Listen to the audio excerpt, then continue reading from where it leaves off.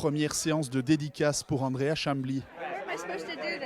Dans cette librairie de Washington, elle est venue présenter le livre que son mari écrivait lorsqu'il a été tué dans la fusillade de la rédaction, où il était journaliste. Il est trop tard pour sauver mon mari. Notre pays avait la possibilité de sauver des gens comme mon mari et nous avons échoué. Des regrets, car l'auteur de la fusillade avait plusieurs fois menacé le journal et une nouvelle loi est entrée en vigueur peu de temps après le décès de son mari et ses 4 collègues. Et elle permet à un membre de la famille ou aux forces de l'ordre de demander la saisie des armes d'un individu. Cette législation existe désormais dans une quinzaine d'États américains. Pour ces défenseurs des armes à feu venus manifester dans la capitale américaine, ces nouvelles lois locales vont trop loin. Mon voisin peut décider qu'il ne m'aime pas et appeler la police et dire que je suis une menace pour la communauté. Et juste comme ça, on peut me placer en détention et me retirer mes armes. Selon un récent sondage, 60% des Américains veulent un renforcement du contrôle des armes à feu. Un nombre en augmentation depuis l'arrivée de Donald Trump au pouvoir. Mais la législation fédérale a peu changé ces dernières années. Fusillade, homicide ou suicide, l'accès aux armes à feu est rarement remis en cause par ces défenseurs du second amendement.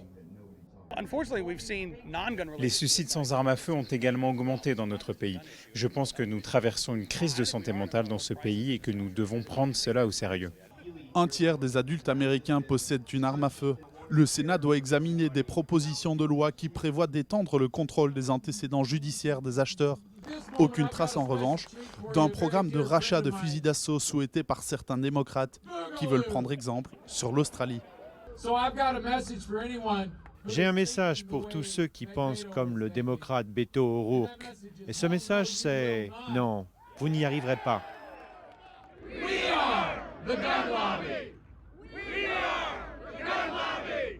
Dans la ville où est survenue la fusillade dans la rédaction du Capital Gazette, le maire est australien. Et selon lui, un tel programme de rachat est impossible aux États-Unis. Le nombre d'armes en circulation est nettement supérieur par rapport à l'Australie. Il y a plus d'armes à feu dans ce pays que de gens, donc la tâche est beaucoup plus compliquée.